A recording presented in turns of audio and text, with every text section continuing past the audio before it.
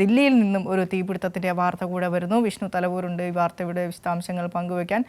വിഷ്ണു, നമ്മൾ ഗുജറാത്തിലെ തീപിടുത്തത്തിൻ്റെ വാർത്തയെക്കുറിച്ച് സംസാരിച്ചു വരികയായിരുന്നു. ദില്ലിയിൽ നിന്ന് വരുന്ന തീപിടുത്തത്തിൻ്റെ ഇരകളായവരും കുട്ടികളാണ്. വിശദാംശങ്ങൾ.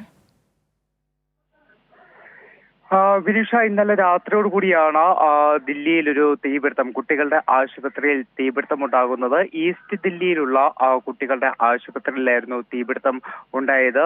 ഇവിടെ ഉണ്ടായിരുന്ന കുട്ടികളിൽ 6 കുട്ടികൾ വെന്തുമരിച്ചു എന്നതാണ് ഏറ്റവും ദുഃഖകരമായിട്ടുള്ള ഒരു വാർത്തയെ നമുക്ക് പങ്കുവയ്ക്കാൻ കഴിയുന്നത്. അതോടൊപ്പം തന്നെ 6 കുട്ടികളെ രക്ഷിക്കാൻ കഴിഞ്ഞിട്ടുണ്ട്. ഇതിലൊരു കുട്ടി ഇപ്പോഴും വെന്റിലേറ്ററിൽ തുടരുന്ന സാഹചര്യം തന്നെയാണ്.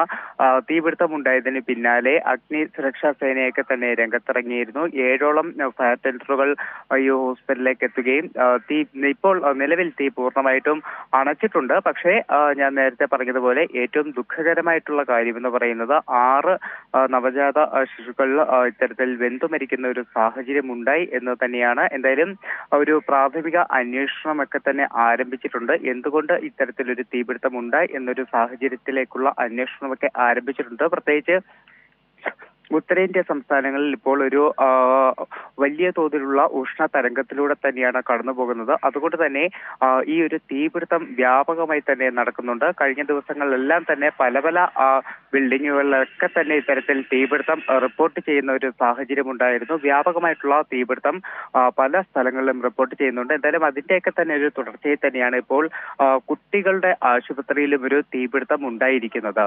വിനിഷ, വിഷ്ണു, ഈ തീപിടുത്തത്തിന് കാരണമായി അതല്ലെങ്കിൽ തീപിടുത്തത്തിലേക്ക് നയിച്ച കാരണമായി പോലീസ് എന്തെങ്കിലും വിശദാംശങ്ങൾ നൽകുന്നുണ്ടോ? പോലീസിന്റെ ഒരു പ്രാഥമിക ഫൈൻഡിങ്സ് ഒക്കെ എങ്ങനെയാണ്?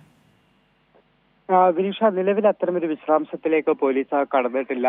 ഞാൻ നേരത്തെ സൂചിപ്പിച്ച പോലെ അല്പം മുന്നെയാണ് ഈ ഒരു തീ അണയ്ക്കാൻ സാധിച്ചിട്ടുള്ളത്. അന്വേഷണം പ്രഖ്യാപിച്ചിട്ടുണ്ട് എന്നതാണ് പോലീസ് അടക്കം പറഞ്ഞിരിക്കുന്നത്. എന്തായാലും വരും നിമിഷങ്ങളിൽ ഇതിന്റെ ഒരു കൂടുതൽ വിവരങ്ങൾ കൃത്യമായി പറയാൻ കഴിയുമെന്നുള്ളൊരു കാര്യം കൂടി പോലീസ് അറിയിച്ചിട്ടുണ്ട്.